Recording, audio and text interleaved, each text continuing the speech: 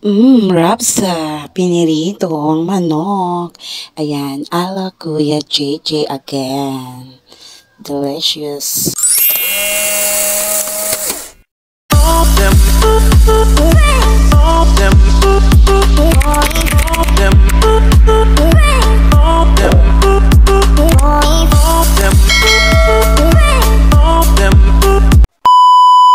Hello mga person! For today's video, isi-share ko na naman sa inyo about yung sa pagluluto at syempre patitikimin ulit tayo ng kanyang sariling luto ni Kuya JJ.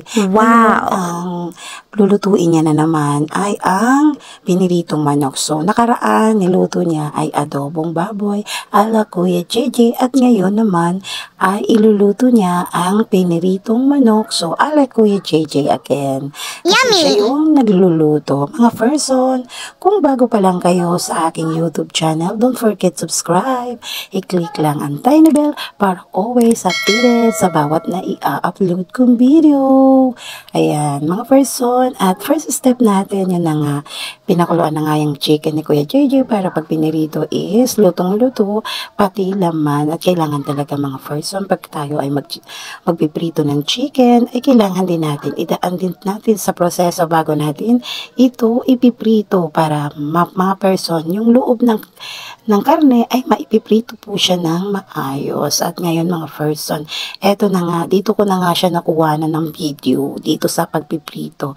So, pinirito na yan. Talagang kailangan po pagka magprito po tayo is marami pong mantika. At syempre, bago natin ilubog ang chicken, kailangan yung mantika kulong-kulong-kulo para naman hindi po dumikit ang karne. At syempre, hindi po magkalasog-lasog. Kailangan talaga kapag magpiprito po tayo, kailangan po yung mainit na mainit ang mantika. Yun mga person. At syempre, kailangan din talaga ng maraming mantika at higit sa lahat kailangan po natin bantayan para hindi po masusunog ang ilalim. At mga person, kailangan talaga pag nagluto ka, kailangan andun na yung love para mapasarap ang kanyang niluluto. Ayan, binabaliktad na nga ni Kuya JJ kasi feel daw niya luto na daw yung ilalim at tumagal na rin kasi siya ng 5 minutes kaya pwede natin daw siyang baliktarin. Ayan mga person.